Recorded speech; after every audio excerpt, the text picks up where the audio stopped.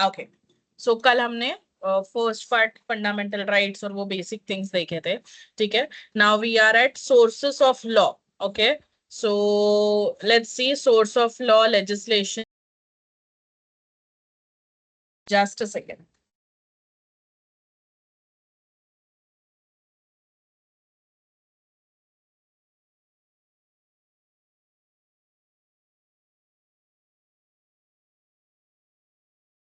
Okay, sorry. सो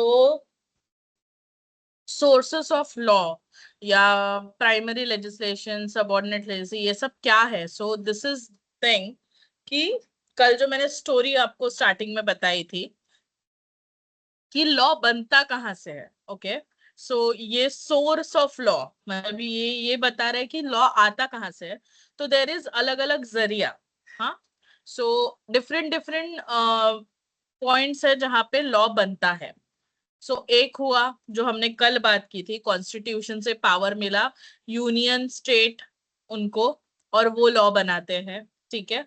तो वो parliament हुआ। लेजिस्लेचर थ्रू जो लॉ बनता है, मतलब कि लोकसभा राज्यसभा में पास होके जो लॉ बनता है, तो वो हुआ, ठीक है। सेकेंड हुआ, मैंने कल बात की थी कस्टम्स के बारे में, जो पहले से रीति रिवाज चलते आए हैं, ठीक है। अगर तुम हिंदू एक्ट, अगर कोई लॉ स्टूडेंट वगैरह हमारे साथ है, सो दे माइट नो बेटर कि जो हिंदू लॉ है, ठीक है, उसमें बोला गया है कि हिंदू मैरिज एक्ट से फॉर एग्जाम्पल, तो वहां पे है कि व्हेन यू अग्नि के सामने जब वो सप्तपदी कंप्लीट हो जाते हैं, एट दैट टाइम मैरिज की जो प्रोसेस है वो कंप्लीट होती है। मतलब हिंदू एक्ट में कहीं पे मैरिज रजिस्टर करने के बारे में नहीं बोला है, वहां पे ये है कि that seven saptapadi and with क्या बोलते हैं, इन फ्रंट ऑफ अग्नि, मतलब अग्नि देवता को साक्षी मान के, ये जो हम वर्डिंग्स लाइंस मूवीज में देख सुनते हैं, तो दैट इज व्हाट कस्टम, ठीक है। ये पहले से चलता आया कस्टम है। वही अगर मैं पारसी लॉ में देखूं, पारसी मैरिज एक्ट में देखूं, तो वहां पे रजिस्ट्रेशन करना कंपलसरी है। तो रजिस्ट्रार बाकायदा आपके मैरिज, या एक तो आप रजिस्टर के यहाँ पे जाते हो या यू इनवाइट, और वो रजिस्टर में एंट्री करता है, दोनों साइन करते हैं, विटनेस साइन करता है, एंड देन उनका मैरिज प्रोसेस कंप्लीट होता है। सो दिस इज हाउ ये कस्टम बेस्ड लॉ यहाँ से बनते हैं। It is not only about marriage but हर एक चीज के लिए। सो फॉर एग्जाम्पल ट्रेड में भी, अभी कुछ कुछ लॉ ट्रेड में इट इज पहले से चलता आ रहा है। जैसे कॉन्ट्रैक्ट में हमने पहले कभी भी कॉन्ट्रैक्ट एक्ट जब पढ़ रहे थे तभी हमने बात की होगी कि समझो कोई तुम किसी चीज की क्वांटिटी जो है, ठीक है, सो कोई इंपोर्ट एक्सपोर्ट के टाइम किसी पर्टिकुलर प्रोडक्ट के लिए क्वांटिटी कम ज्यादा होना इज यूजुअल, ठीक है। It is a part of custom और ऐसा चलता है, मतलब 19-20 इज ओके फॉर दैट, ठीक है। सो ये पहले से चलती आई चीज है, ये कॉन्ट्रैक्ट के टर्म में भी मे बी लिखा होगा, या it is like a custom right from the beginning. Okay, we don't know कब से, बट ये पहले से चलता है। हम जो ये वर्ड्स यूज करते हैं पहले से चलता आया है। Okay, so that all is customary law, ठीक है। फिर जुडिशियल प्रेसिडेंट। ओके, मतलब कि आपका जो सुप्रीम कोर्ट है, आपका जो हाई कोर्ट है, आपके जो अलग अलग कोर्ट्स है, उनके वर्डिक्स के वजह से आपके लॉ में कोई भी चेंज आना, ठीक है, या उसका इंटरप्रिटेशन बदल जाना या अमेंड होना, ठीक है, ये सब चीजें जो मतलब जो कोर्ट के ऑर्डर से या कोर्ट के इंटरप्रिटेशन से जो चेंजेस आते हैं, that is also a source of law and that is judicial precedent, ठीक है। So in this I always give this same example. Some years back उस पे एक आपको हक करके मूवी भी है, ठीक है, ट्रिपल तलाक पे। सो वो movie if you want you can watch, अगर तुम्हें लीगल एंड वो लॉयर वो एडवोकेट ऐसे सब चीजें अच्छी लगती है तो। But my part is like कि ये लॉ पहले, मतलब मोमेडियन लॉ में ये मेंशन था कि ट्रिपल तलाक इज अलाउड, मतलब 3 बार तलाक तलाक तलाक बोल दिया तो डिवोर्स हो जाएगा। Okay, but that has change. कहां से चेंज हुआ? सुप्रीम कोर्ट के जजमेंट के बाद से, ठीक है। सो वो चेंज होने के बाद अभी जो लॉ है, इट इज लाइक कि ट्रिपल तलाक नहीं चलेगा, ट्रिपल तलाक तलाक तलाक बोलने पे तलाक नहीं होगा। करेक्ट। सो दैट इज, ये जो मैंने एग्जांपल दिया, it is for judicial president, जो आपके जुडिशरी उनके वर्डिक्ट से जो हमें लॉ मिलता है, ठीक है, दैट इज व्हाट वी से जुडिशियल प्रेसिडेंट। ठीक है। और ऑर्डिनेंस भी एक चीज होती है। ऑर्डिनेंस मतलब, अभी I don't know whether it is given here और नहीं, यहाँ पे लिखा नहीं है। ठीक है, हम ऑर्डिनेंस के बारे में बात तो कर सकते हैं। सो जब भी ना जब पार्लियामेंट रिसेस पीरियड में होता है, मतलब कि पार्लियामेंट, तुम्हें पता होगा, तो सेशन में हर पूरा साल भर नहीं बैठता। So there is some gap between the, मतलब जब पार्लियामेंट एक्चुअली पार्लियामेंट में दे एंगेज, सो उसके लिए बीच बीच में थोड़ी सी गैप होती है, उसे हम रिसेस पीरियड बोलते हैं। ठीक है। एट दैट टाइम अगर कोई इमरजेंसी सिचुएशन आ गई, तो उस टाइम पे कौन जिम्मेदारी लेगा? तो प्रेसिडेंट को ये राइट्स दिए गए हैं कि ऐसी इमरजेंसी सिचुएशन में प्रेसिडेंट जो है वो लॉ, कोई भी इंपॉर्टेंट डिसीजन ले सकता है। उससे अगेन जब पार्लियामेंट बैठेगा उस टाइम पे देखा जाएगा कि इसे अप्रूव करे कि कैंसिल कर दे, that all another part. But उस टाइम पे जो डिसीजंस लिए जाते हैं फॉर टाइम बिंग, जिसे फॉलो करना कंपलसरी होता है, वो भी it is a other type of source of law. Okay. So this are, अभी जो मैंने सब बातें की है, ये सब ही ये पेजेस में हमें कहीं ना कहीं दिखेगा। Okay. So you don't have to worry, एकदम सिंपल, मैंने जैसे बोला एकदम इजी चैप्टर्स है ये। एंड हमने ऑलरेडी लॉ पढ़ लिया है, जो हमें लॉ आता कहाँ से वो हमें सिर्फ देखना है अभी। ठीक है। सो यस, सो हमें यहाँ पे पहले कस्टम से, एज आई सेड, हम यहाँ पे हर एक वर्ड, हर एक लाइन रीड नहीं करने वाले। सो जो इम्पोर्टेंट इम्पोर्टेंट है वही इम्पोर्टेंट, मतलब इम्पोर्टेंट सभी है, बट जस्ट कि कुछ मिस ना हो जाए, तो मैं बात कर रही हूँ उस टाइम पे बुक में से कुछ चीजें मिस ना हो जाए, so that I have to take care. Okay. So custom में देखो, यहाँ पे हिंदू मैरिज वाला ही आपको एग्जाम्पल दिया है। ओके। सो कस्टम मतलब, to be valid must be observed continuously. Custom मतलब क्या? जो पहले से चलता आ रहा है, दादा पर दादा, वी डोंट रिमेम्बर कब से, तो हम ऐसे बोलते हैं पहले से चलता आ रहा है, ये ऐसा कस्टम होता है। ठीक है। So that is what custom is. अभी एग्जाम्पल, हमने तो एक एग्जाम्पल बात कर ली। So while when I give you time for this, तो तुम उस टाइम पे एग्जाम्पल एक बार पढ़ लेना। Okay. Then legal customs may be further, abhi this is we should learn once. So legal customs may be further classified in following two types, that is general customs, local custom, and conventional custom. ठीक है। So general custom, this type of custom prevail throughout the territory of state, तो पूरा सब जगह पे ये चलता आ रहा है। ठीक है। लोकल मतलब पर्टिकुलर रीजन में, पर्टिकुलर जगह पे ये कस्टम्स चलते आ रहे हैं। ठीक है। कन्वेंशनल कस्टम मतलब ट्रेड, जैसे मैंने आपको 19-20 वाला एग्जांपल लिया कि कोई प्रोडक्ट इट इज ओके, तो वो आपके कॉन्ट्रैक्ट को तुम उसकी वजह से कॉन्ट्रैक्ट कैंसिल नहीं कर सकते, क्योंकि ये प्रोडक्ट के लिए, ये पर्टिकुलर चीज के लिए, ये 19-20 वाला जो चीज, ये जो है वो चलता आ रहा है पहले से। ठीक है। So conventional custom are binding on the parties to an agreement when two or more persons enter into an agreement related to trade. It is presumed in law that they make the contract in accordance with established convention or usage of that trade. All customs cannot be accepted as sources of law, nor can all customs be recognized and enforced by the courts. The jurists and courts have laid down some essential tests for customs to be recognized as valid source of law.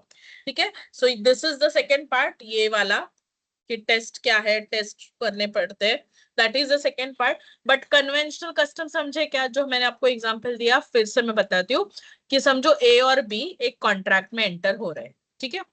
उस contract में there is some import, तो ए जो है वो B से imported कुछ product है वो परचेज कर रहा है। I don't want to add any product का नाम, क्योंकि वो तो फिर तुम, आई डोंट वांट कि तुम्हारे दिमाग में बैठ जा रही इसमें 19-20 चलता है, तो आई डोंट वांट दैट, इसलिए मैं प्रोडक्ट बोल रही हूँ। ठीक है।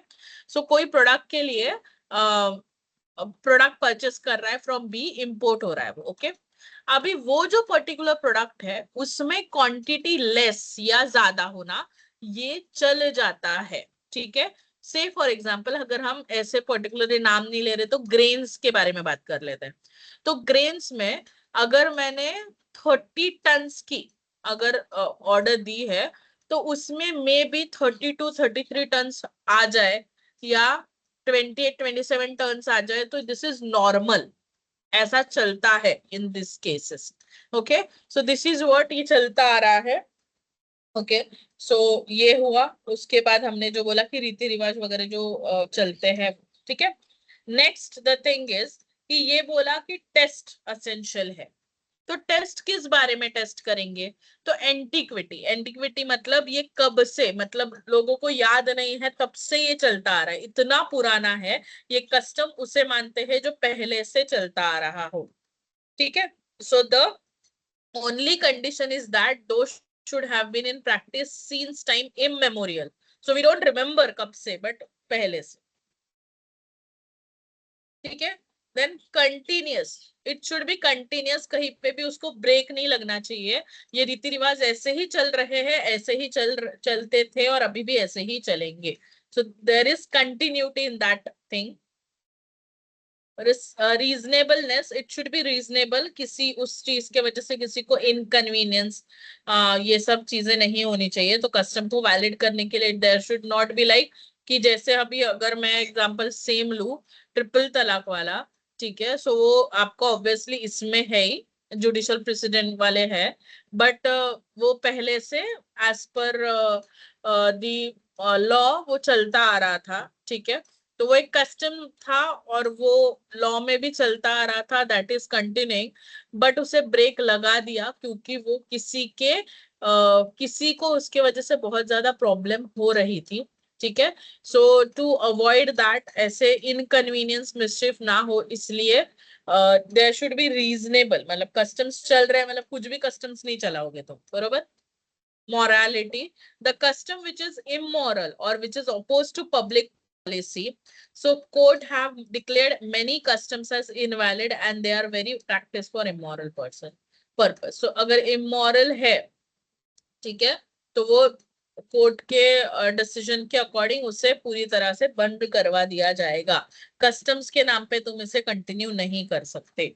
जैसे यहाँ पे आपको बॉम्बे हाई कोर्ट की केस दी है, Bombay High Court in case of Mathura Naikon versus Isu Naikin held that the custom of adopting a girl for immoral purpose is illegal, ठीक है। सो तुम गर्ल चाइल्ड अडॉप्ट कर रहे हो for any immoral purpose, it is illegal. It is imperative that a custom must not be opposed or contrary to legislation. Many customs have been abrogated by law enacted by legislative bodies in India. तो कोई भी ऐसा custom नहीं चलेगा जो आप जो custom immoral है, जो एथिकली करेक्ट नहीं है, ऐसा नहीं चलेगा, ओके। सो दिस इज, हाँ सी यहाँ पे best example, the customary practice of child marriage has been declared as an offence. अभी ऐसे अगर मैं बोलूं आज भी कि चाइल्ड मैरिज पुराने पहले से चलता आ रहा है तो अभी भी चलेगा, तो नहीं, तो उसे बहुत साल पहले ही बंद करवा दिया गया। ऐसे कस्टम्स, बहुत सारे कस्टम्स जो पहले जो इमोरल थे, जो प्रॉपर नहीं थे, इनकन्वीनियंट थे, उसे बंद करवा दिया गया। So similarly, adoption laws have been changed by legislation. Customs was the most important source of law in ancient India. Even the British initially adopted the policy of non-intervention in personal matters of Hindus and Muslims. Okay, so this is about what customs wala. I hope you understood. Abhi judicial precedents as source of law, as I said, कि in simple words, अभी मेरा बोल के हो गया, अभी book क्या बोल रहा है, let's see. So judicial precedents refer to previously decided judgments of the superior courts such as high court, supreme court. तो जो verdict supreme court और high court जैसे court से आ रहा है, वो जजमेंट को जब लॉ लॉ न बन जाए, मतलब वो एक ऐसा वर्डिक्ट बन जाए कि उसकी मिसाल पूरा देश दे तो उसे इंफीरियर कोर्ट्स को फॉलो भी करना पड़ता है। मतलब कल उठ के सेम मसला अगर आया तो जो इंफीरियर कोर्ट्स है उन्हें वो वर्डिक्ट को ध्यान रखते हुए वो डिसीजन क्या दिया था उस बेसिस पे ही डिसीजन देना है। मतलब अभी कोई छोटे कोर्ट में, ठीक है, सेम ट्रिपल तलाक का केस जाए तो वो केस प्योरली डिसमिस हो जाएगा, बिकॉज की वर्डिक्ट ऑलरेडी सुप्रीम कोर्ट ने दिया है कि नहीं चलेगा, तो वो केस एडमिट होने का कोई चांस ही नहीं है। Okay, so this is how inferior courts have to follow that. So which judge are bound to follow the binding character of previously decided cases is important, considering the hierarchy of the court established by legal system of particular country. In the case of India, the hierarchy is established by constitution. Apex court बोला जाता है supreme court, ठीक है, जो पूरे state में highest court होता है वो हाई कोर्ट होता है। डिस्ट्रिक्ट में फॉर सिविल मैटर्स डिस्ट्रिक्ट में जो हाईएस्ट कोर्ट होता है वो डिस्ट्रिक्ट कोर्ट होता है। But yes, for criminal and civil there are different different courts, और अगर आपके बुक में वो रहेगा तो विल डेफिनेटली डिस्कस दैट। ठीक है, judicial precedent is an important source of law, but it is neither as modern as legislation nor it is old as custom. So ये it is like law भी नहीं बना है ये, मतलब ये legislation पार्लियामेंट के थ्रू भी नहीं आया है, ना ये customs है, मतलब ना ज्यादा पुराना ना ज्यादा modern, so it is in between. Okay, it is an important feature of English legal system as well as other common law countries which follow English legal system. In most of the developed legal system, judiciary is considered to be an important organ of state. In modern societies, rights are generally conferred on the citizen by legislation, and the main function of judiciary to adjudicate upon these rights. The judges decide those matters on the basis of legislation and prevailing custom, but while doing so, they also play a creative role by interpreting the law. तो वो सिर्फ मसला चलाते नहीं है, customs जो है उसको फॉलो नहीं करते, वो लॉ को इंटरप्रेट भी करते हैं। ठीक है, by this exercise they lay down new principle rules which are generally binding on lower courts within the legal system. ठीक है, so Supreme Court become the supreme judicial authority and streamlined system of court was established. Supreme Court binding on all courts in India, not bound by its own decision. तो supreme court ही ऐसा court है जो खुद का decision बदल सकता है। ठीक है, बट हाई कोर्ट आके सुप्रीम कोर्ट का या डिस्ट्रिक्ट कोर्ट आके सुप्रीम कोर्ट का डिसीजन नहीं बदल सकता। They have to follow that. और अगर आप हक मूवी देखो, अगर किसी ने देखी है, जो ट्रिपल तलाक के बारे में भी है, in that also this was the point कि सुप्रीम कोर्ट ही अपना डिसीजन चेंज कर सकता है। और कैसे वो मतलब पूरी केस चली, वो कैसे घूमी और कैसे सुप्रीम कोर्ट ने खुद का डिसीजन चेंज किया, that all thing is you can see in that movie. Okay, so sometimes movies also ऐसा होता है कि थोड़ा एजुकेशनल हो जाता है। हाई कोर्ट का decision, high court binding on all the courts with in its own jurisdiction, only persuasive value for courts outside its own jurisdiction. In case of conflict with the decision of same court and bench of equal strength, refer to a higher bench. Decision of Privy Council and Federal Court are binding as long as they do not conflict with the decision of itself. So High Court के decision जो है वो उसके jurisdiction में follow होते हैं। Okay, कल उठ के कुछ कॉन्फ्लिक्ट अगर आए इन हाई कोर्ट में ही, तो प्रीवी काउंसिल और फेडरल कोर्ट वो डिसीजन मतलब उनके डिसीजन बाइंडिंग हो जाएंगे। ठीक है, लोअर कोर्ट को bound to follow decision of higher court in its own state in preference to high courts of other state. Okay, so lower court को अपने स्टेट के डिसीजंस पहले फॉलो करने हैं। ठीक है, दूसरे के भी तुम रेफर तो करते हैं, जो एडवोकेट्स होते हैं वो रेफर करते हैं दूसरे स्टेट्स के भी, बट उस सेम मैटर पे अगर हमारे महाराष्ट्र में रहते हो तो महाराष्ट्र के हाई कोर्ट ने जो डिसीजन दिया है वो देखो, वो क्या है, वो उससे तुम्हें फॉलो करना। ठीक है, सो judicial decisions can be divided into following two part. Ratio decidendi, that refers to binding part of the judgment. So literally means reason for a decision.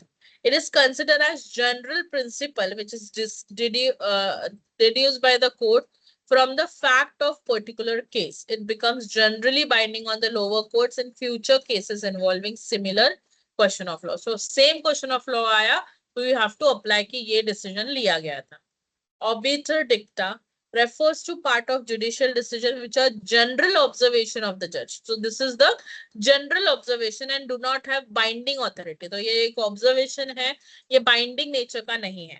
However, obiter of a higher judiciary is given due to consideration by lower courts and has persuasive value, having considered the various aspects of precedent, ratio and obiter. It is clear that system of precedent is based on the hierarchy of जो आपका ratio वाला है वो question of वो binding nature का है और obiter dicta is not a binding nature, it just a observation.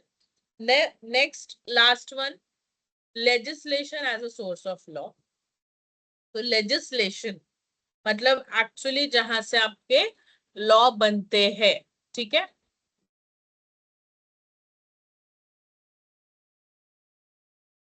So legislation is considered as most important source of law. Okay. So legislation, law making bodies, ठीक है. अगर मैं ऐसे बोलूं लॉ मेकिंग बॉडीज अगर हमारे इंडिया में कौन सी है तो हमारे पास वी हैव व्हाट इन, अगर मैं इन सेंट्रल में बोलूं तो राज्यसभा, लोकसभा. स्टेट में कौन है? Legislative council. ये this basic things we all know. I hope we all know this. Yes, hello Aahat का. Yes, ma'am. Yes, so you know, correct? की मी माझ्याशीच बोलते असं फील नका होऊ देऊ मला please. So yes, so legislative bodies और ये जो राज्यसभा लोकसभा है ये बैठ के क्या करते हैं, हम जिन लोगों को इलेक्ट करके देते हैं तो ये अलग अलग विषयों पे लॉ बनाते हैं, ठीक है. पर वो लॉ ऐसे ही नहीं बनता, तो वो रिक्वायर्ड है क्या, ये है क्या, वो है क्या, ऐसे करके बिल आता है, ठीक है. बिल आने के बाद उसे प्रेजेंट किया जाता है in the either house of parliament. उसके बाद उस पे डिस्कशंस होते हैं, उस पे कमेटी बिठाई जाती है, वो विचार विमर्श करते हैं उसमें क्या चीजें होनी चाहिए क्या नहीं, उस पे सब डिस्कशंस होते हैं. इस पे लॉ बनाने की एक्चुअली जरूरत है कि नहीं उस पे डिसीजंस होते हैं. एंड तब जाके एक बिल एक लॉ में कन्वर्ट होता है आफ्टर वोटिंग जो होता है उसमें, ठीक है, पार्लियामेंट में. ओके. सो स्टेट में जब लॉ बनता है तो लेजिस्लेटिव काउंसिल, असेंबली, ये जो है they do the same procedure. Okay. Okay. So in this अभी यहाँ पे ना देयर आर टू लेजिस्लेशन, ठीक है. So primary and subordinate legislation. तो प्राइमरी लेजिस्लेशन अभी जो मैंने जस्ट आपसे बात की वो प्राइमरी लेजिस्लेशन है, फाइन. तो सबऑर्डिनेट लेजिस्लेशन क्या है? ओके. सो इसमें मैं सिंपली आपको बताना चाहूंगी कि एवरी मॉर्निंग, ठीक है, if you are living in PCMC तो वहां पे सुबह सुबह कचरा उठाने के लिए गाड़ी आती है और उसमें एक गाना बजता है. ओके. तो इन दैट वी अंडरस्टूड कि हमें गीला और सूखा कचरा अलग रखना है. ओके. इन सम अदर सिटी वो कुछ अलग गाना लगाएगा, कुछ अलग वे से ये बताएगा कि हमें गीला और सूखा कचरा अलग रखना है. ओके. सो मैम आप कहाँ पे जा रहे हो? सो आई एम सेइंग कि ये जो म्युनिसिपैलिटीज है, महानगर पालिका है, तो इन्हें जो पावर्स दिए जाते हैं, इनके पास जो पावर्स होते हैं अपने उनके जुरिस्डिक्शन में काम करने और to apply the rules. Okay. So वो सब आते हैं आपके subordinate legislation. Okay, so that's what I want to explain you. I don't want to explain ki you have to separate the gila and sukha kachra that nagar palika is doing as well. So I want to tell you that ki subordinate kahan se aata hai. Okay, so this is the crux. Okay, अभी हम एक बार देख लेते हैं यहाँ पे भी क्या लिखा है. So primary legislation when the laws are directly enacted by sovereign, it is considered as supreme legislation. One of the feature of supreme legislation is that no authority except the sovereign itself can control or check it. So the law enacted by British Parliament falls in this category, as British Parliament is considered as sovereign. ठीक है. सो कोई कोई अगर act के आप years देखोगे ना, पुराने पुराने ईयर्स है, मतलब हमारे आजादी के पहले के ईयर्स है. क्यों? क्योंकि वो लॉ अभी भी चलते हैं विद सम अमेंडमेंट्स और changes. The law enacted by Indian Parliament also falls in same category. However, in India, power of Parliament are regulated and controlled. ये तो हमने पहले ही बात की कि ये पावर कहाँ से मिलती है? कॉन्स्टिट्यूशन से. Through the law enacted by it are not under the control of any other legislative body. So this is what primary legislation is. Subordinate legislation is legislation which is made by an authority which is subordinate to supreme or sovereign. ठीक है. So it is enacted under the delegated authority of the sovereign. The origin, validity, existence, continuance of such legislation totally depend on will of the sovereign authority. Subordinate legislation further can be classified into local laws. In some countries, local bodies are recognized and conferred with law-making powers. They are entitled to make bylaws in their respective jurisdiction. Local bodies like panchayat, municipal corporation have been recognized by the constitution. तो जो अभी हमने बात की उसी बारे में ये बात कर रहा है. Law made by executive, laws are supposed to be enacted by sovereign, and sovereignty may be vested in one authority or it may be distributed among the various organ of the state. So in most of the modern states, sovereignty is generally divided among the three organs of the state, namely legislature, executive and judiciary. So basically अभी जो हमने जो बात की regarding the primary legislation और आपका subordinate legislation, I hope it is clear to you. और with हमने जो एग्जांपल उसके लिए देखे. ठीक है. सो कभी कभी कैसे होता है कि डेलीगेट भी किया जाता है टू मतलब जो भी रूल्स बनाने हैं, बाईलॉज बनाने हैं, तो उसके लिए डेलीगेशन ऑफ पावर किया जाता है. तो ये इसी बारे में है. Three organ state of the state, legislature, executive, judiciary, are vested with three different functions. So primary responsibility of law making vests with legislature.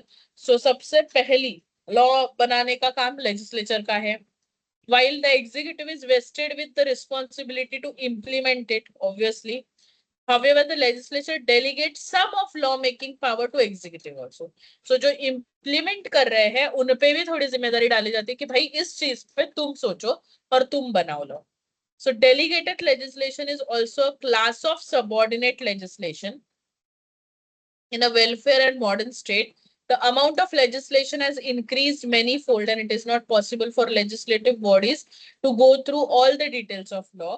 तो इस वजह से ये डेलीगेशन ऑफ पावर जो हम बोलते हैं कि उन पे थोड़ा सा डाल दिया कि भाई तुम एक बार अगर कोई ऐसा है कुछ बात पे डिस्कशंस करने हैं, जैसे कि बेस्ट हम सोचेंगे तो कोविड वाला टाइम था. ठीक है. उस टाइम पे हर एक बार पार्लियामेंट बैठ के सेशन में लॉ नहीं बना रहा था, बरोबर. तो उस टाइम पे कुछ रूल्स आपके लोकल एरियाज में अगर आप देखोगे तो वो लागू पड़ रहे थे थ्रू द अलग अलग ऑथोरिटी. सो उन्हें पावर कहाँ से मिले ये डिसीजंस लेने के? तो उन्हें यहाँ से डेलीगेटेड ऑथोरिटी या लोकल लॉज, इन यहाँ ये सब तरीके से उन्हें पावर्स मिले और उसके ऊपर वो डिसीजंस ले रहे थे कि एरिया बंद करना है, ये करना है, वो करना है. अगर आप देखोगे सब जगह पे अलग अलग रूल्स थे, अलग अलग चीजें चल रही थी. So why? क्योंकि जिसका जो जुरिस्डिक्शन है वहां पे वैसे रूल्स लागू पड़ रहे थे. So this is whole and sole about the अलग अलग sources of law. Okay, just go through it once. एकदम इजी है, नथिंग एकदम ऐसा सीरियस कुछ नहीं है. सो एक बार जस्ट गो थ्रू करो quickly and then we will move on with next chapter.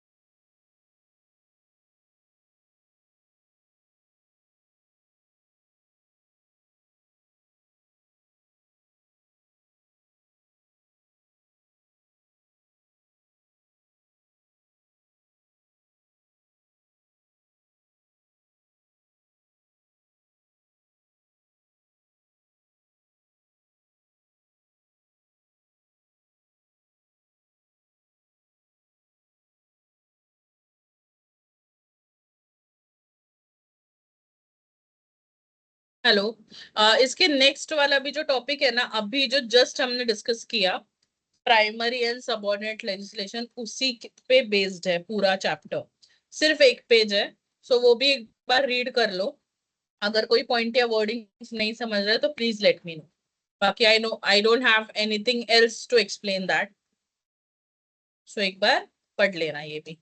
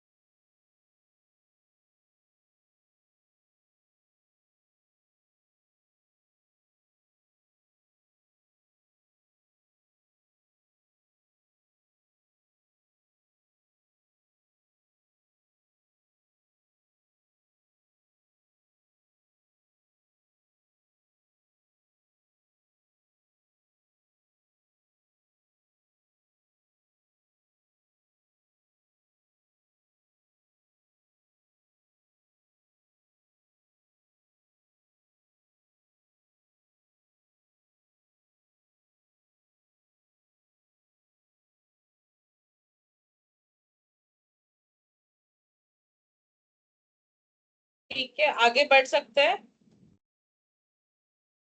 कुछ डाउट्स है क्या यहाँ यहाँ तक अभी तक?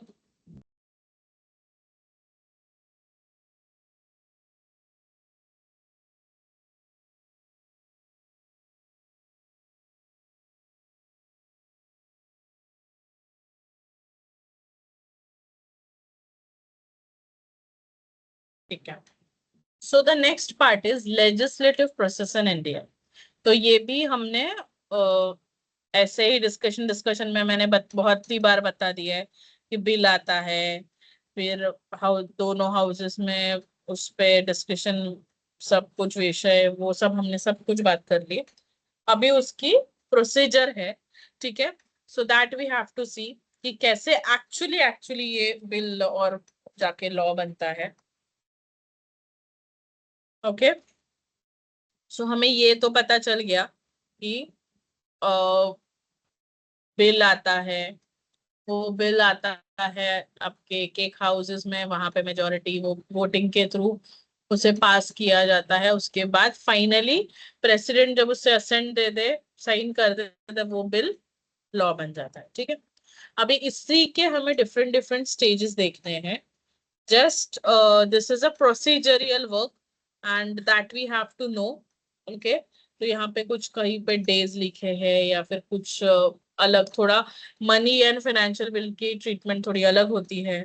तो ये सब चीजें हमें थोड़ा सा समझ के लेना है। Okay. So be just be with me. There are different stages that law goes through before it get passed, ठीक है, that we know. तो यहाँ पे प्री ड्राफ्टिंग स्टेज, ठीक है। सबसे पहले हम स्टार्ट करेंगे pre drafting stage. First comes the formulation of legislative proposal. Okay. अभी इसमें आई एम अज्यूमिंग कि हमें ये पता है कि कॉन्स्टिट्यूशन से पावर आती है। कॉन्स्टिट्यूशन में 3 लिस्ट बने हैं, यूनियन, स्टेट एंड कॉन्करेंट, और उसमें अलग अलग विषय पे लॉ, मतलब यूनियन कौन से विषय पे लॉ बना सकता है, स्टेट को कौन से विषय अलाउड है, और दोनों भी कौन से चीज पे लॉ बना सकते हैं, ये ऑलरेडी मेंशन है, और वहां से ये पावर मिलती है to make laws. Okay. So after that I am starting with this. So the concerned ministry makes the legislative proposal only after consulting with interested and effective stakeholders from the financial and administrative point of view. Concerned ministry also mentioned the necessity of legislation in the proposal. As I said, ये सब कुछ सब चीजें discuss होनी चाहिए। तो whether it is required, कुछ मतलब है क्या ये लॉ बना के, उसका क्या इफेक्ट होगा, कैसे है ना, अभी जीएसटी लॉ जब आया था तो उस टाइम पे उसे उसे ना बोलने वाले, उस पे दंगे मचने वाले, बहुत सारी चीजें हुई थी। सो ये सब कुछ होने वाला है, तो ये सब का पूरी तरह से ध्यान रख के ये होना चाहिए। So you have to do each and every minute working also for that. So pre-legislative consultation policy was adopted pursuant to decision made by committee by Cabinet Secretary on 10th of January. In this, the concerned ministry or department will have to publish the proposed legislation with the explanatory note either on the internet or through other means. Such details will then be kept in a public domain for at least 30 days. तो पता चले कि कुछ ऐसा हो रहा है. If a piece of legislation affects a particular group of people, it has to publish in a manner so it reaches the concerned affected people. The feedback from the stakeholders shall then be taken into consideration while drafting the bill. तो basically ये public domain में रखा जाता है 30 दिन के लिए, कम से कम 30 दिन के लिए. उसके बाद अगर कोई there are some stakeholder जिन्हें उससे प्रॉब्लम होगा या जिन्हें उससे प्रॉब्लम है, वो ऑब्जेक्शन देते हैं, उनके साथ डिस्कशन लिया जाता है कि क्या हम कहाँ पे चेंजेस कर सकते हैं कि इनको तकलीफ ना हो या कम तकलीफ हो. तो they look into that. The concerned minister then refer the matter to Ministry of Law and Justice for advice as to its practicability from legal and constitutional point of view. The Ministry of Law and Justice at this point only advise about the necessity and desirability of such legislation in light of existing law, and also constitutional validity of proposal without going into the merits. After aforementioned consultation, the concerned ministry sends relevant documents to Ministry of Law and Justice with office memorandum. Then they prepares the draft bill on receipt of proposal after getting clearance from the Department of Legal Affairs. तो एक law बनाने के पीछे इतना तामझाम होता है. Okay, so once the draft is prepared by minister, is accepted further scrutiny by concerned minister. Note to cabinet secretary sent for placing the draft bill before the cabinet for its consideration and subsequent approval. After the approval of draft, the concerned minister examine the decision of cabinet for any necessary changes, which would then be sent to Minister of Law and Justice with a comment. So पहले cabinet के पास जाके उसमें कुछ changes आनी चाहिए क्या वो bill pay, ये सब decisions होते हैं. ठीक है. उसके बाद after the approval of draft, if no suggestion is given by cabinet, then concerned ministry makes the statement of object and reason relating to the bill to be signed by Ministry of Law and Justice. To enable Ministry of Parliament Affairs to drop the legislative program of session, complete details of bill proposed to be introduced during the session will be sent at least 1 month before the commencement of session. So, session के commencement के एक महीना पहले, पता है वो pointers लिख के आते हैं. अगर तुमने कभी लोकसभा राज्यसभा ऐसे देखा है लाइव टीवी पे, तो तुम्हें पता होगा कि न्यूज चैनल पे तो हम देखते ही है, तो वो अपने अपने पॉइंट्स, तो इनको कैसे पता रहता है क्या बोलने वाला, तभी के तभी लिखा क्या. तो उनके पास पहले से पेपर, जैसे मीटिंग का एजेंडा पहले से दिया जाता है वैसे ही कुछ. ठीक है. So under article 109 read with 110 of the Indian Constitution, a money bill is to be introduced first in House of People. In case of other type of bill, the house in which they have to be introduced will be decided by consultation with ministry. So सिर्फ money या financial bill एक ऐसी चीज है जो लोकसभा में ही introduce होती है, बाकी सब बिल दोनों यहाँ पे जाते हैं. ठीक है. House of People. Okay.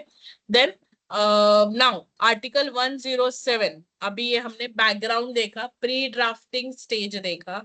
Now we are at 107 article, introduction and passing of bill. Okay. Basically यहाँ पे क्या होता है, बिल आता है हाउस ऑफ पार्लियामेंट में. मनी बिल के अलावा बाकी सब बिल दोनों हाउसेस में जाते हैं. ठीक है.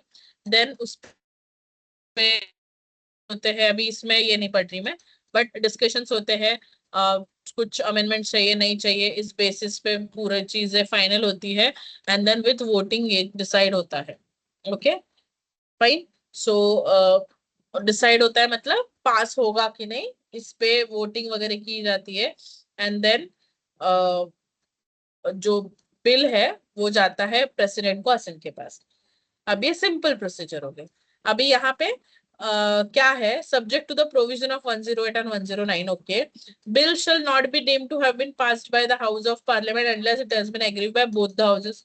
एक तो दोनों हाउसेस का विदाउट अमेंडमेंट और विद अमेंडमेंट एग्री होना जरूरी है. ठीक है.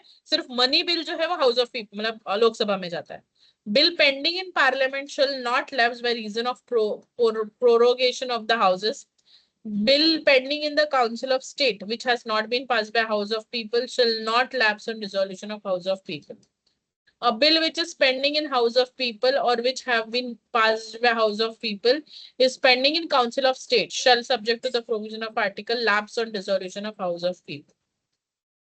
So basically lapse of मतलब change हो गया, लोकसभा राज्यसभा में जो चेंजेस वगैरह आते हैं तो वो कब तक बिल चलेगा अगर ये पास हुआ नहीं है तो उसके बारे में ये आपको कैटेगराइजेशन दिया है. Now joint sitting of both houses in certain cases. कभी कभी आपको दोनों हाउसेस को बिठा के लॉ पास करवाना पड़ता है या रिजेक्ट करवाना पड़ता है. तो अगर बिल एक हाउस में पास हो गया है और दूसरे हाउस में ट्रांसफर किया है और उसने bill is rejected by the other house, that is the one case. Second house have finally disagreed as to amendments to be made in the bill, तो अमेंडमेंट के लिए वो डिसएग्री कर रहा है, या फिर more than 6 months lapse from the date of reception of the bill by either other house without bill being passed. So एक हाउस से पास होकर दूसरे हाउस में 6 महीने हो गए हैं, अभी तक वो बिल पास ही हुआ नहीं है. The president may, unless the bill has lapsed by reason of dissolution of the House of People, notify to the House by message if they are sitting or by public notification if they are not sitting. So, whether you're going to pass this bill or कर रहे हो या नहीं, and अगर ये नहीं तुम इस पे रिप्लाई दे रहे हो तो his intention to summon them to meet in joint sitting for the purpose of deliberating and voting on the bill. तो अगर ये नहीं हो रहा है तो हम दोनों हाउसेस को साथ में बिठाएंगे और उस पे एक डिसीजन लेंगे और ये बिल के बारे में क्या हो रहा है वो सोचेंगे. सो दिस आर 3 चीजें जब ये क्या होता है, दोनों को साथ में बिठाया जा सकता है, प्रोवाइडेड ये मनी बिल को अप्लाई नहीं होगा क्योंकि money bill house of people में ही आता है.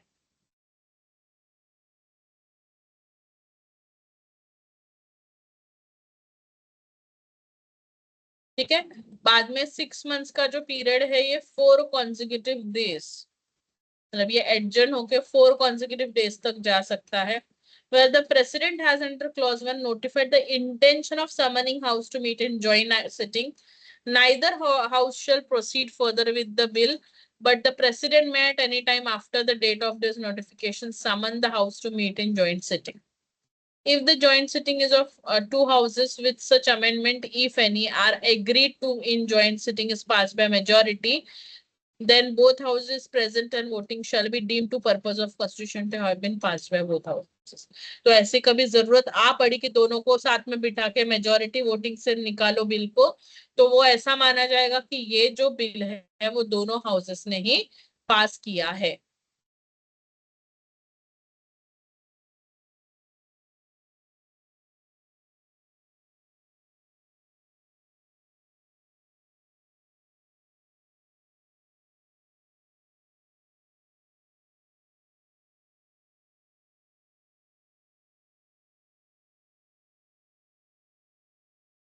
The joint sitting may be held under this article and bill passed threat, notwithstanding that dissolution of the House of People has intervened since the president notified his intention to summon the House. तो जब भी president ने बता दिया कि अगर ये नहीं हो पा रहा है तो हम इस तरह से बिल पास करेंगे, तो उसके बाद कोई भी हाउस पे इसका ये नहीं रहता. Okay. Then special procedure in respect of money bill, सिर्फ मनी बिल के लिए है ये. Money bill shall not be introduced in Council of State. After money bill has been passed by House of People, it shall be transmitted to Council of State for its recommendation. तो House of People में लोकसभा में पास होने के बाद सिर्फ suggestion के लिए, recommendations के लिए वो काउंसिल ऑफ स्टेट में जाता है. Shall within a period of 14 days from date of its receipt of bill return the bill to house of people. उन्हें जो भी रिकमेंडेशन देना है उसके साथ 14 दिन के अंदर उन्हें रिटर्न करना होता है. ठीक है. अभी वो सजेशंस को रिकमेंडेशन को लेना है कि नहीं ये उनके ऊपर है, हाउस ऑफ पीपल के ऊपर. If the House of People accept any of recommendation, the money bill shall deem to have been passed by both houses. अगर accept किया recommendation को, in that case वो दोनों houses में जाएगा amendments के साथ और पास होगा.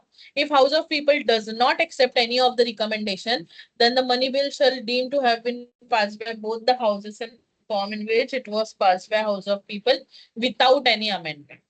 If money bill passed by House of People and transmitted to Council for its recommendation is not returned to House within the said period of 14 days, it shall deem to have been passed by both the houses at the expiration of said period in form in which it was passed. तो अगर 14 दिन के अंदर नहीं आया तो उसे ऐसा माना जाएगा कि वो आ गया और दोनों हाउसेस ने पास कर दिया.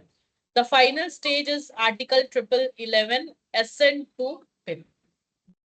So bill has been passed by House of Parliament. It shall be presented to President, and the President shall declare either that he assent to the bill or that withholds the assent. Provided that President may, as soon as possible after the presentation to him bill of for assent, return the bill if it is not a money bill to the House with the message requesting that we reconsider the bill or specified provision thereof particular with consider the desirability of introducing any such amendment as may be recommended in this message. तो assent ऐसे ही नहीं मिलता, बहुत उसके लिए भी he may ask for amendments or any such thing.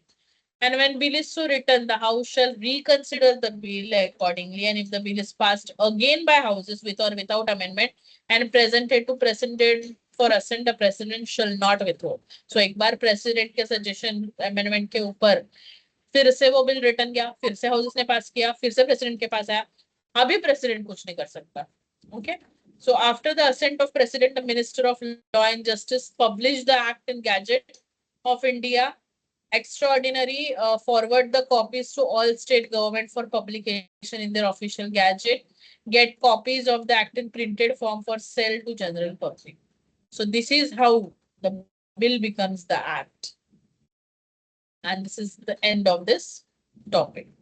So basically you have to just go through the procedure, how the process is done. ठीक है, कैसे कैसे step wise, category wise, stage wise ये चीजें की जाती है. सो प्लीज एक बार इसे पढ़ो. जस्ट एक बार, ये मैंने ही पढ़ लिया है most of the thing. Just एक बार गो थ्रू करो फटाफट, एक 3-4 मिनट में. 3-4 भी नहीं, गो थ्रू करो, एक 2-3 मिनट में हम कंटिन्यू ही करते हैं सीधा.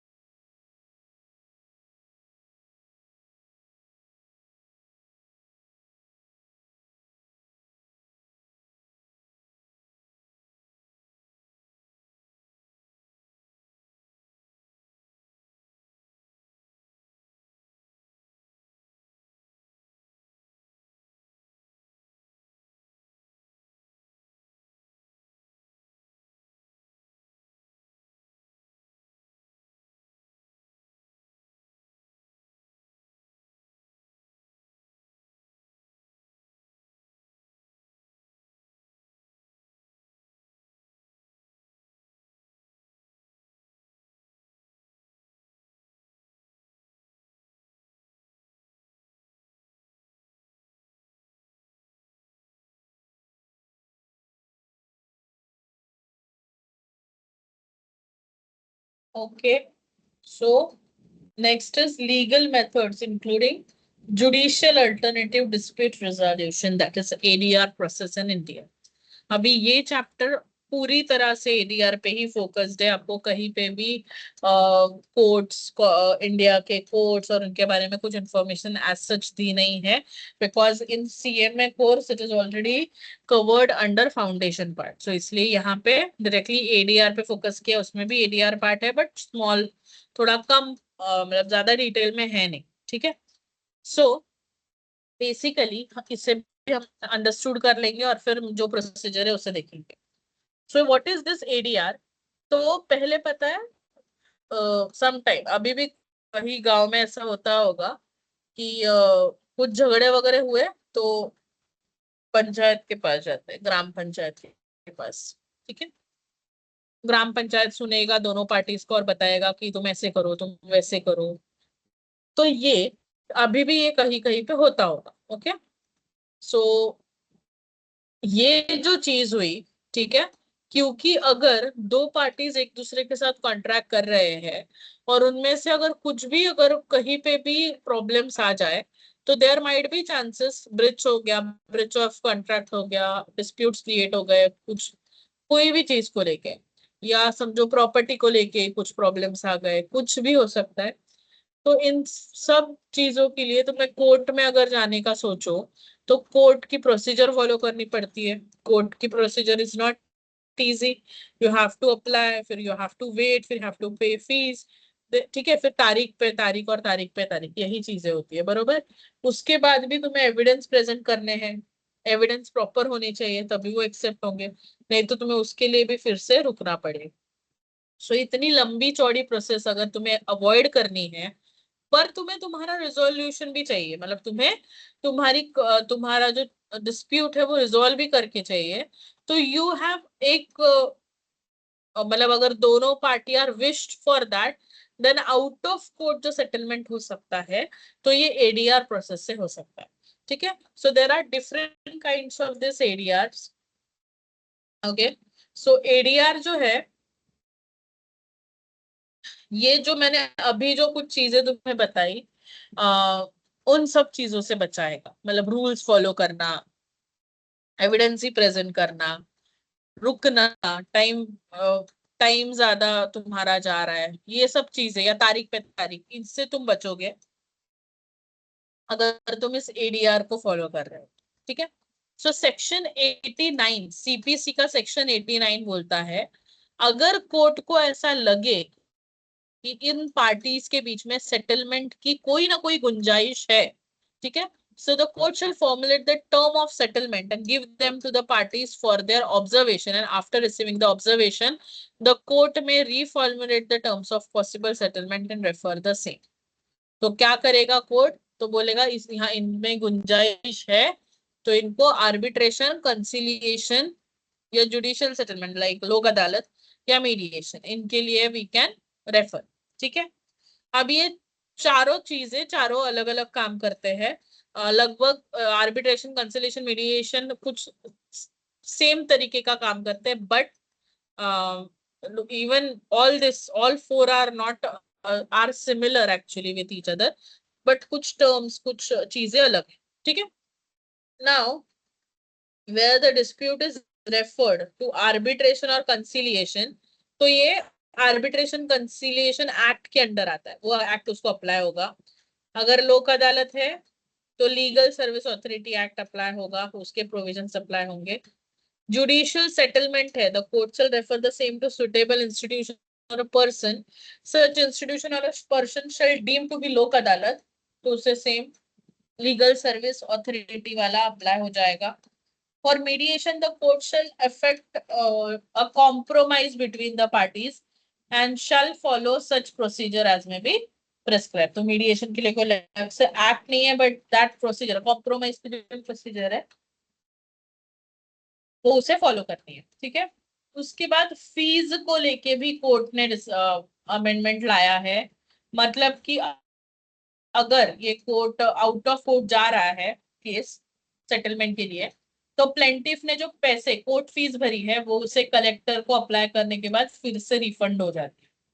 ठीक है, so that is out of box thing. Now arbitration से हम स्टार्ट करते हैं। अभी ये जो आर्बिट्रेशन है, it is a one form of alternate dispute resolution. ठीक है, आर्बिट्रेशन जो है, जो आर्बिट्रेशन में जो बंदा होता है वो आर्बिट्रेटर होता है। Okay, he is a neutral बंदा। ओके, आर्बिट्रेटर मतलब लाइक जो कोर्ट में जज बैठा होता है, यहाँ पे आर्बिट्रेटर बैठा होगा। ठीक है, ओके। सो यहाँ पे ऐसा कभी कभी होता है कि एक आर्बिट्रेटर एक पार्टी ने अपॉइंट किया, एक आर्बिट्रेटर एक पार्टी ने अपॉइंट किया, और दोनों आर्बिट्रेटर ने मिलके एक आर्बिट्रेटर अपॉइंट किया जो न्यूट्रल हो। ठीक है, ऐसा भी होता है, या फिर एक ही आर्बिट्रेटर होता है। ओके, डिपेंड कि तुम कितना बेयर करोगे फीस। दूसरा, यहाँ पे it is a resolution technique in which third party review and evidence in case of and impose a decision that is legally binding for both the parties and enforceable।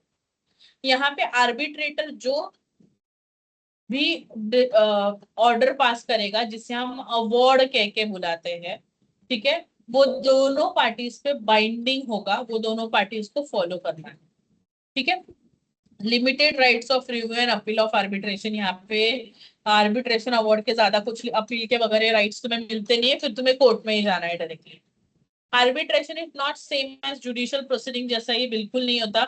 It is a ADR process, तो वो उसी तरह से होता है। Arbitration कभी कभी voluntary और कभी कभी मैंडेटरी होता है। कोई कोई एक्ट में बाकायदा दिया है कि you have to go for arbitration before filing any case on this matter. So अगर ये दिया है तुम्हारे, तुम जो फॉलो करे उस एक्ट में, तो you have to follow. Okay, so the advantages of this, faster proceedings जो है वो आर्बिट्रल अवार्ड से मिलता है, which are generally non public and can be confidential. अगर subject matter is of dispute is highly technical, arbitral भी operate degree of expertise can be appointed and one can not choose जज in litigation. सो यहाँ पे जज तुम नहीं choose कर सकते, पर आर्बिट्रेटर तुम खुद का चूज कर सकते हो। Okay, now arbitration agreement. In this part, arbitration agreement means agreement by parties to submit arbitration all certain dispute which have arisen, which may arise between them. So arbitration agreement में you have to give that all things. Arbitration may be in form of arbitration clause in a contract. तो कोई कोई contract में arbitration clause डाला हुआ होता है कि कल उठ के कुछ भी dispute अगर इन मैटर में आए तो हम पहले arbitrator को रेफर करेंगे। Okay, agreement shall be in writing. Agreement, if is in writing, is contained in a document signed by parties, exchange of letter, telex, telegrams, ठीक है, so which provide a record of the agreement. Exchange of statement, claim and defense, in which existence of agreement is alleged by one party, not denied by other. So ये सब चीजें agreement में आ जाती है, arbitration agreement. ठीक है, reference in contract to a document containing arbitration clause constitute an arbitration agreement। तो तुम्हारे अगर कोई एक कॉन्ट्रैक्ट में भी arbitration clause हो, then also it is okay। Power to refer parties to arbitration when there is arbitration agreement। So judicial authority को ये पावर है कि वो या इसके लिए एडीआर आर्बिट्रेशन के लिए रेफर करे। Application referred in subsection 1 shall not be entertained unless it is accompanied by original arbitration agreement। ठीक है, so you have to follow this thing। Then notwithstanding that any application has been made, the issue is pending before judicial authority and arbitration may be commenced or continued and arbitral award made। Number of arbitration, the parties are free to determine arbitrator in number provided that such number shall not be even number, तो वो हमेशा odd होगा। ठीक है, failing the determination, the arbitral tribunal shall consist of sole arbitrator। Appointment, a person of any nationality may be an arbitrator unless otherwise agreed। The parties are free to agree on a procedure of appointing। Failing any agreement in arbitration with 3 arbitrators, each party shall appoint 1 and 2 appointed arbitrator। ये मैंने already बताया। If the appointment procedure applies and party fails to appoint arbitrator within 30 days from receipt of request, from the other party, the two appointed arbitrator failed to agree on a third within 30 days from the date of their appointment, the appointment shall be made upon request of by the Supreme Court, or as the case may be, High Court or any person, institution designated by such court. Failing any agreement referred in arbitration with the sole arbitrator, if party fails to agree within 30 days from receipt of request of one party, then other party to agree, the appointment shall be made upon request of party. So basically यहाँ पे अगर नहीं तुम एक option एक select नहीं कर पा रहे हो, डिसीजन पे नहीं आ पा रहे हो, you have to agree for one of them. Where under appointment procedure agreed upon parties, party fails to act to appoint appointed arbitrator, fail to reach an agreement, person including institution failed to perform any function. ठीक है? The Supreme Court or the case may be High Court, while considering any application under this subsection, shall, notwithstanding any judgment, decree, or order of any court confined to the examination of existence of arbitration agreement, the designation of any person or institution by Supreme Court, as the case may be the High Court, the purpose of this section shall not be regarded as delegation of judicial power by Supreme Court or High Court. The decision on matter entrusted to the Supreme Court, as the case may be High Court, or the person, institution designated by such court is final, and no appeal, including letters patent appeal, shall lie against such decision. तो अगर ये यहाँ पे refer हुआ supreme या high court में, as the case में भी, तो उसके आगे कोई भी अपील नहीं रहेगा, और अगर वहां पे अपील हो रहा है तो you have to follow this things. Then conciliation as I said कि similar terms में आएगा. Conciliator यहाँ पे अपॉइंट होता है. अगेन वो यही ट्राई करता है कि सेटलमेंट हो. ओके, यहाँ पे भी कोई भी आपको प्रोसीजर ऐसे कुछ फॉलो करनी है. सेम थिंग यहाँ पे अगर आप देखोगे तो नॉट पब्लिक प्रोसीडिंग्स होंगी. इसमें एक थिंग है कि आर्बिट्रेशन अवार्ड होता है, वो बाइंडिंग होता है. यहाँ पे ऐसा कुछ होता नहीं है. जस्ट अगर तुमने एग्री किया है तो तुम्हें फॉलो करना पड़ेगा. दोनों ने अगर आर्बिट्रेटर के सामने एग्री किया है तो तुम्हें एग्री, मतलब you have to follow that. So the consider does not give any award or order if no consensus could be arrived. So दोनों को अगर मान रहे हैं तो तुम फॉलो करो, नहीं मान रहे हो तो तुम भाई कोर्ट में ही जाओ. ठीक है? So this is about the conciliation. Okay, इसमें कुछ ऐसा प्रोसीजर या ऐसे कुछ है नहीं, इसलिए वहां पे दिया नहीं है. Mediation is basically compromise. Voluntarily तुमने कुछ कॉम्प्रोमाइज कर लिया, चलो ये 10,000 बोल रहा है, ये 8,000 बोल रहा है, ठीक है चल, कुछ नहीं, एक 7,000 पे डील क्लोज करते हैं. So this is how the things are done. So mediation is like a compromise. Okay, so यहाँ पे dispute settlement through mediation is voluntary and relatively informal. It includes party-centric approach where neutral third party assists the party in amicably resolving their dispute by using. So basically जब तीन दोस्त होते हैं, दो जन का झगड़ा हो जाता है, तो तीसरा दोस्त जैसे पैचअप करने के लिए ट्राई करता है. सेम मीडिएटर भी वही काम करता है. So mediator only act as a facilitator in helping the parties to reach a negotiated settlement of their dispute. The mediator makes no decision or awards. In mediation process, each side meet with an experienced neutral mediator.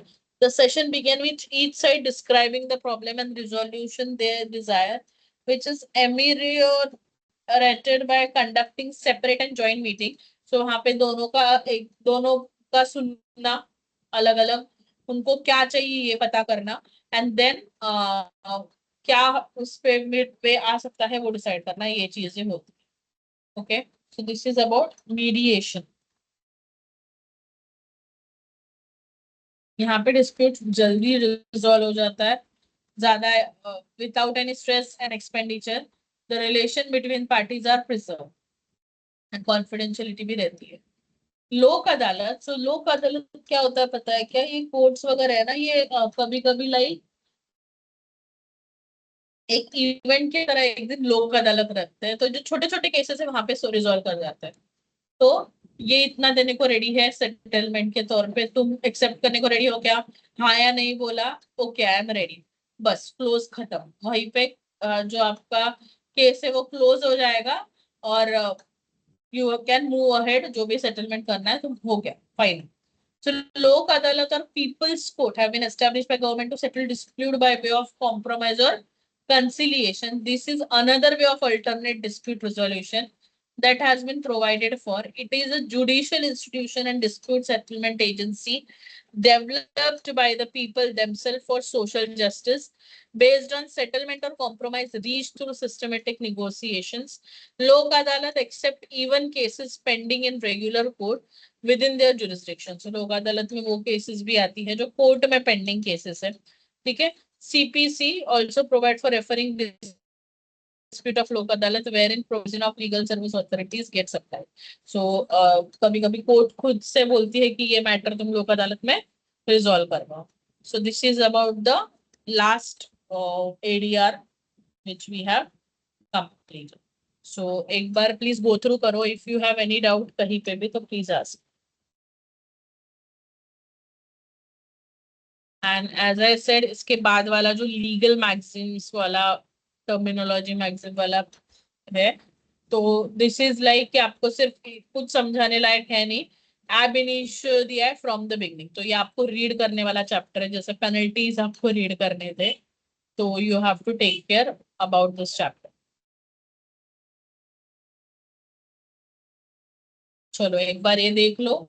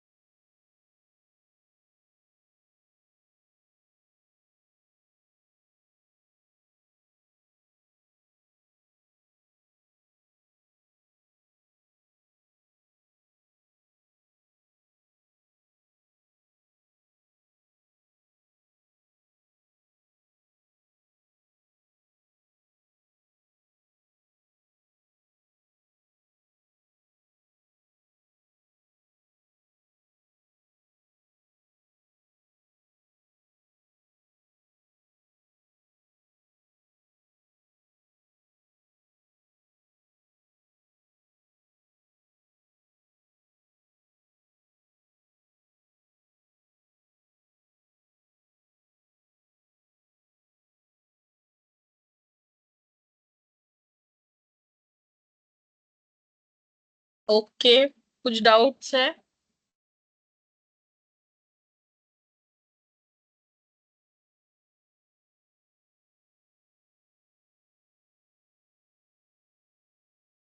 ठीक है, सो अभी with this legal magazines का मैंने आपको बता दिया that you have to read. हमारा मैं इंडेक्स पेज पे जा रही हूँ।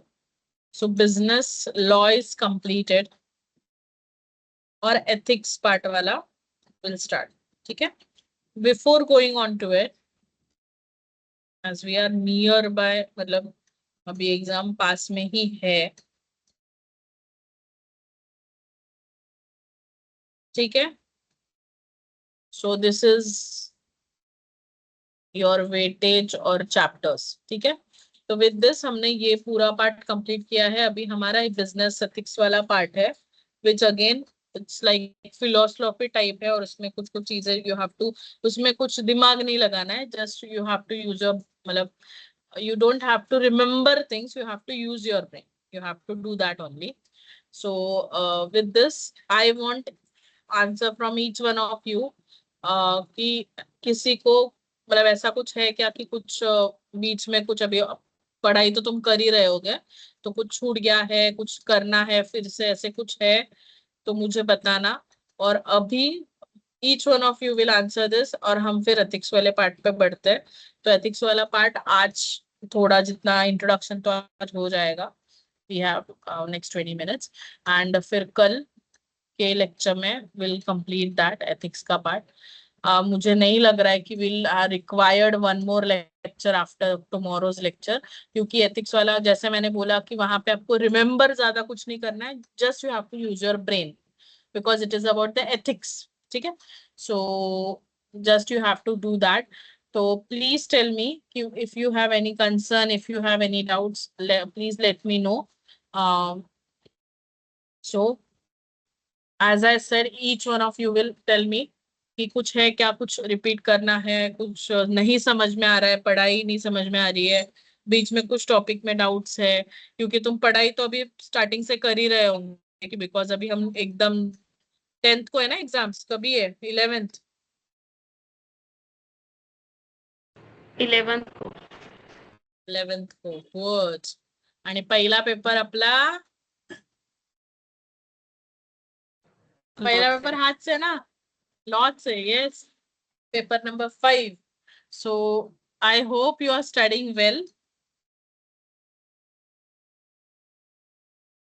करता है ना अभ्यास?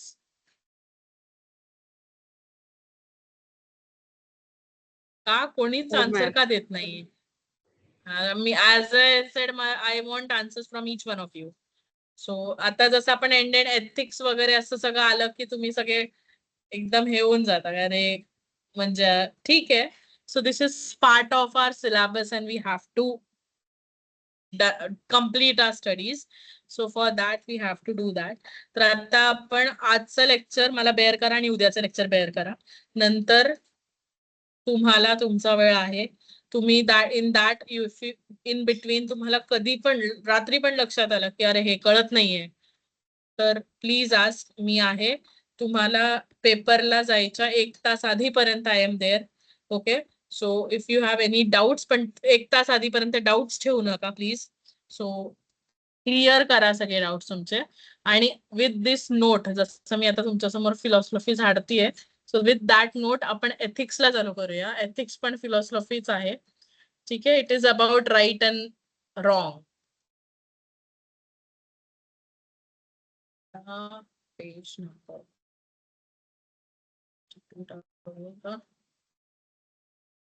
Okay, yes. सो आपण इकडे, डोंट वरी, आपण इथे काही वाचणार नाही आहोत, फक्त तुम्हाला पेज नंबरवर आणलंय. तर झोपू नका, फक्त जस्ट ऐका. आणि ही गोष्ट आपण पूर्ण लाईफभर ऐकत असतो. कधी आई वडिलांकडनं ऐकत असतो, कधी फ्रेंड्स आपल्याला फिलॉसॉफी सांगत असतात, आणि कधी टीचर्स सांगत असतात. So it is part of that only. So ethics, आता मला ह्याच्यामध्ये I don't want to answer anything. Just tell me की तुम्ही सांगा मला, कारण की मला हे असं बोर लेक्चर नाही करायचंय कम्प्लीट. सो एथिक्स काय आहे तुमच्या हिशोबाने? What is ethics? मी जे बोलली ते सोडून दुसरं काहीतरी बोला. लवकर लवकर, वेळ नका घालवू. कोण सांगणार आहे एथिक्स बद्दल?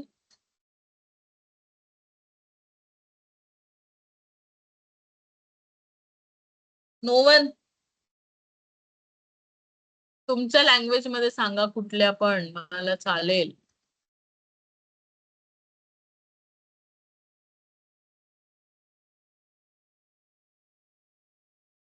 आतापासूनच बोर झालात ना? प्रिन्सिपल्स. अच्छा, अजून? मॅम तुमची स्क्रीन पण फ्रीज झाली. व्हॅल्यूज. ओके. सो इन एकदम सोप्या भाषेत, काय चुकीचं काय बरोबर, ठीक आहे? सो एथिक्स म्हणजे की एकदम मी मुद्द्यावर हात घालते. सो तुम्ही जर कुठली कंपनी चालवताय, तुम्ही लिगली सगळं प्रॉपर आहे तुमचं, म्हणजे कुठेच चुकत नाही आहात. ओके, तुम्ही लिगली कुठेही चुकत नाही आहात, फाईन. बट तुमचा जो प्रोडक्ट आहे त्याचे काही साईड इफेक्ट्स आहेत, ठीक आहे? बेसिक काही साईड इफेक्ट्स आहेत, ते तुम्ही डिस्क्लोज करायला तुम्हाला कुठे लिगली बाउंड, त्याच्यावर बेरियर नाहीये, बट तुम्ही ते डिस्क्लोज नाही करत आहे. किंवा तुम्ही तुमच्या एम्प्लॉईजशी व्यवस्थित वागत नाहीये. सो हे कुठेही लिगल बेरियर नाहीये, एम्प्लॉईजचे व्यवस्थित वागा असं कुठे लिहिलं नाहीये लिगल लॉ मध्ये, पण तुम्ही त्यांच्याशी वागलं पाहिजे. तुम्ही तुमचे books of accounts proper maintain केले पाहिजेत, खराखुरा प्रॉफिट. आता हे सगळं बिझनेस बद्दल झालं. डेली लाईफ मध्ये आपण जर बोलायला गेलो तर, की तुम्ही जेव्हा तुम्ही सिग्नल तोडून पण गाडी चालवू शकता, पण सिग्नल पाळणं हा एक रूल तुम्ही फॉलो करता, बरोबर? करेक्ट. तसं तुम्ही रॅश ड्रायव्हिंग करत तुम्ही कोणाला पाडलं असंही नाही करू शकत. So basically what is right and what is wrong ह्याच्यातला फरक तुम्हाला कळला पाहिजे. And basically you have to follow the right thing always. So that is what. आता जर मी डेफिनेशन वगैरे सांगायला गेली तर एथिक्स एक लॅटिन वर्ड एथॉज मधनं आलेला आहे. इथे कुठेतरी आहेच. Ethics is derived from the Latin word ethos, which means character. So तुम्ही काय करता? So basically ethics म्हणजे असे principles of right and wrong behavior. Okay, so ethic is doing the right thing in the right manner, even if it is legally not म्हणजे legally not compulsory. So basically तुम्ही जेव्हा तुम्हाला लोक बघत असतात तेव्हा तुम्ही सगळं बरोबरच कराल. नो म्हणजे थम्स अप आहे त्या गोष्टीसाठी, की whenever people are watching you, you will do each and everything as correct. But जेव्हा लोक तुम्हाला नाही बघत आहेत तेव्हा तुम्ही काय करतात हे तुमचं कॅरेक्टर डिसाइड करतं. त्याच्यामुळे मी बोलली की एथिक्स, मी जे आता बोलणार आहे ते फिलॉसॉफी जास्त आहे. सो तुमचं बेसिकली ते कॅरेक्टर डिसाइड करतं की तुम्ही लोकांच्या मागून काय करताय, ठीक आहे? सो आता तुम्ही जर असं म्हणा बिझनेस एथिक्स बद्दल बोलायला गेलात तर तुम्ही कस्टमरशी कसं डील करताय, एम्प्लॉईला पेइंग एम्प्लॉईज त्यांना कसं डील करताय, अकाउंट्स प्रिपेअर करताय तर त्याच्यामध्ये काय करताय. तुम्ही आता उद्या उठून सीएमए च्या वाटेवर आहात, सीएमए होणार आहात. So at that time if you become a practicing CMA, तुम्ही कुठे कॉस्ट अकाउंट ऑडिट करायला गेलात, ऍट दॅट टाइम तुम्ही तुमचे एथिक्स किती तिकडे वापरताय, ठीक आहे? ब्राईब करून कुठलाही आपण नेहमी म्हणतो की अरे गव्हर्नमेंट मध्ये काय लगेच काम होऊन जातं, ब्राईब केलं की 1 मिनिटात काम होतं. But is it right? It is wrong obviously. So तरी पण ते चालू आहे. I know your answer is, तुमच्या डोक्यात हे असेल, but it is wrong. Okay, so ते ह्या ज्या सगळ्या गोष्टी आहेत त्या अवॉइड करणं आणि त्या होऊ ना देणं त्यालाच आपण एथिक्स, एथिकल बिहेवियर असं म्हणतो. ओके, सो पेइंग टॅक्सेस, तुम्ही इफ यू आर म्हणजे इन्कम सॅलराईड इन्कम वाले असाल, बिझनेस इन्कम, एनीवन, सो तुम्हाला टॅक्सेस भरणं हे तुमची जबाबदारी आहे, ठीक आहे? तुम्ही जेव्हा प्रोडक्टची कुठली मार्केटिंग करता ते प्रॉपर मार्केटिंग, म्हणजे आता आपण बघतो किती सारे प्रोडक्ट आहेत. आता हे जे काय काय ऍड्स आपण बघतो ते इतके जास्त ओव्हर करून सांगतात, ठीक आहे? पण आजकाल ते खाली डिस्क्लेमर टाकायला लागलेत की हे जे सगळं आहे ते कम्प्युटराइज्ड आहे किंवा हे फक्त डिस्प्लेसाठी असं दाखवायला लागलेत बिकॉज ऑफ काही रूल्स त्यांच्यावर लादले गेले. ओके, पण बिफोर दॅट असेच चालायचे सगळे ऍडव्हर्टाईज विदाऊट एनी, त्याच्यावर काहीच हे नव्हतं. म्हणजे लोक ज्यामुळे ऍडव्हर्टाईज बघून प्रोडक्ट घ्यायला जाणार आणि असं कळणार की अरे हे तर असं होतच नाहीये. सो ह्या म्हणतात की तुमच्याकडे जे तुम्ही कसे लोकांशी बिहेव करताय, कसे त्यांना हे करताय. सो तो वाला एक्झाम्पल मी सांगितलंस, कंपनी जर प्रोडक्ट सेल करते आणि त्याचे साईड इफेक्ट सांगणं कंपल्सरी नाहीये, लिगली तुम्ही सगळे क्लिअर आहात, पण तुम्ही सांगितलं पाहिजे कारण की त्यामुळे कोणाला त्रास होऊ शकतो. Correct. So that you have to, म्हणजे आता आपण एक्झाम जवळ येते, तर don't do this. Again a disclaimer, don't do this in your life. But जर मी असं बोलू की एक्झाम मध्ये कॉपी करणं बरोबर आहे का? Obviously no. So it is not a ethical behaviour. जर तुम्ही कॉपी कराल तर तुम्ही नाही केलं पाहिजे. Lying with your parents is not a ethical behaviour. Cheating friends, ठीक आहे, it is also not a ethical. जरी तो मित्र असला तरी त्याच्यावर का चीट करावं, it is also not a ethical behaviour. तो दिस ऑल, ह्या सगळ्याचे आन्सर आपले नाहीच आहेत. ओके. सो कुठलाही बिझनेस आहे जर तो प्रॉफिट अर्न करतोय, ओके, पण तो प्रॉफिट त्यांनी चीटिंग करून अर्न केलाय, तर त्याला काय पॉइंट आहे का? लिगली तुम्ही करेक्ट आहात, पण तुम्ही काय केलं? चीटिंग केली. So that is not ethically correct, और that is not ethically good. Fine. So हे काही आपण बेसिक बेसिक गोष्टी तुम्हाला मी थोडीफार फिलॉसॉफी एथिक्सची जी सांगितली ती थोड्याफार प्रमाणात अशाच शब्दांमध्ये इथे सगळीकडे दिसेल. मी असं काही वेगळं बोलत नाहीये.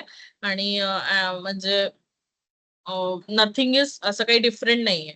लाईक आता बघा, इकडे तुम्हाला सांगितलंय एक्झाम्पल मध्ये, lawyer must hold client conversation confidential. So ethical काय आहे की लॉयर, डॉक्टर ह्यांचे जे क्लायंट्स असतात त्यांनी जे तुम्हाला सांगितलंय तुमच्या क्लायंटनी ते तुम्ही कॉन्फिडेन्शियल ठेवलं पाहिजे, बरोबर?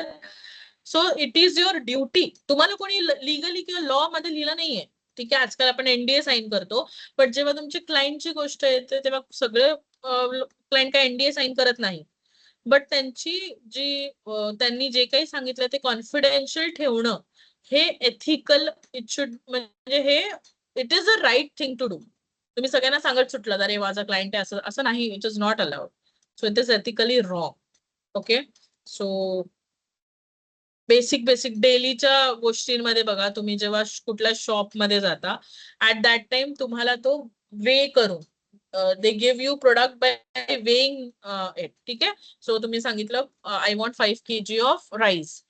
ते काय करतात आजकाल, इलेक्ट्रिक मशीनच आहेत, तो वे करतात, वजन करतात त्याचं आणि तुम्हाला ते देतात.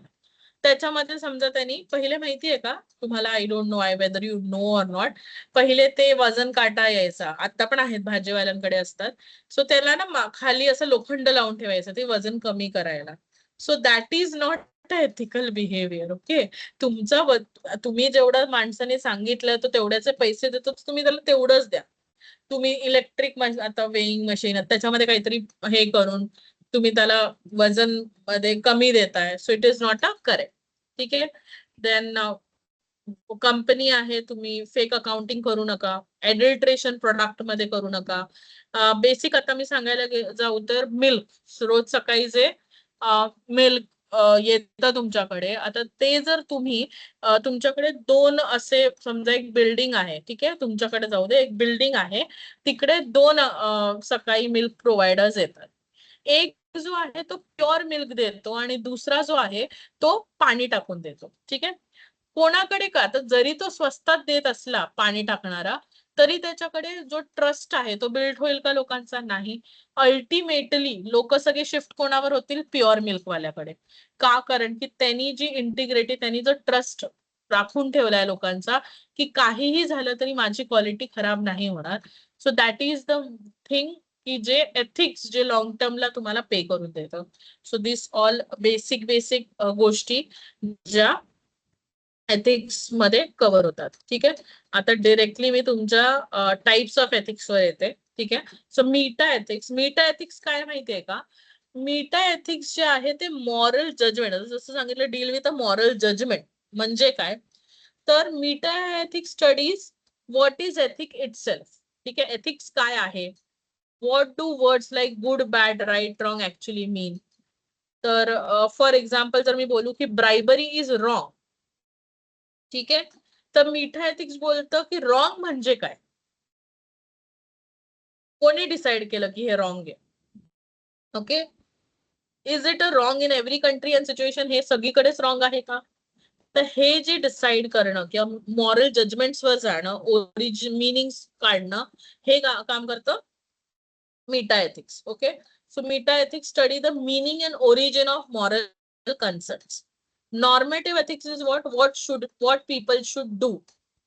So speak truth, be honest, do not cheat customer, pay fair wages, avoid corruption. This all things are considered under normative rule.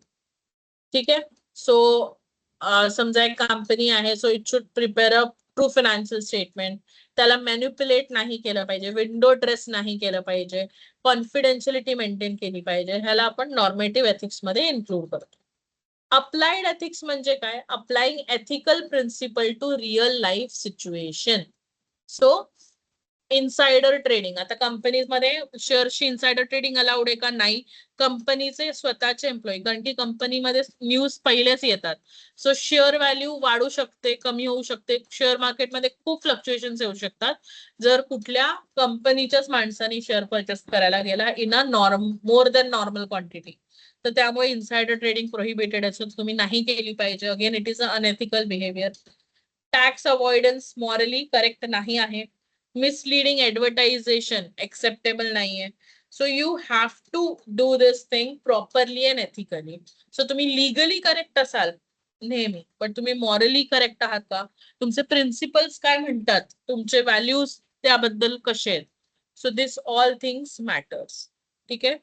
So with this आपल्या इथे इम्पॉर्टन्स ऑफ एथिक्स मध्ये सुद्धा हे जे मी आता जो पूर्ण हे सांगितलं तुम्हाला, समरी टाईप जी सांगितली एथिक्सची, ती सगळी आपल्या इंट्रोडक्शन, इम्पॉर्टन्स आणि ह्या आता आपण हे तर बघितलं टाइप्स ऑफ एथिक्स.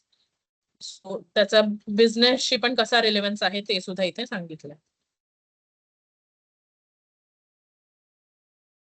लाईक आपण हा बघ, management team sets the tone for how the entire company runs on day to day basis.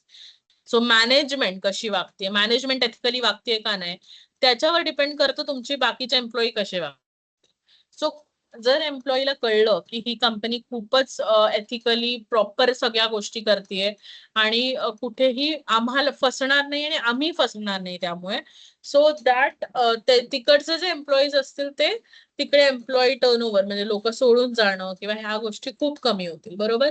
So when the prevailing management philosophy is based on ethical practice and behaviour, leaders within our organization can direct employee by example and guide them in making decisions that are not only beneficial to them as individual but also to organization. Building on foundation of ethical behavior helps create long lasting positive effect for a company.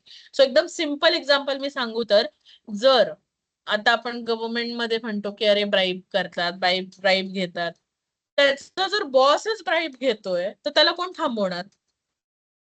सो त्याचा subordinate त्याच्या बॉसला बघूनच ह्या गोष्टी करतोय आणि त्याचा subordinate त्याला बघून ह्या गोष्टी करेल.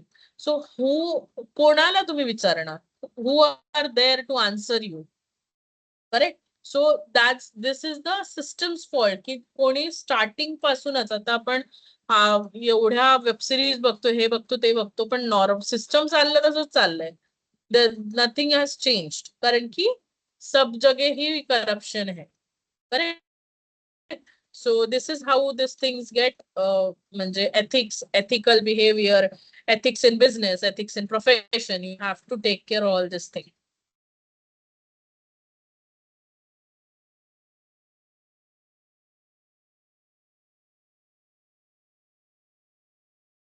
Okay. So this all things are here. आणि आपण सगळ्या ज्या गोष्टी आता डिस्कस केल्या त्या ह्याचा एक क्रक्स म्हणून डिस्कस केल्या. Fine. So I don't want to तुम्हाला अजून असं फिलॉसॉफी नाही जाडायची आहे.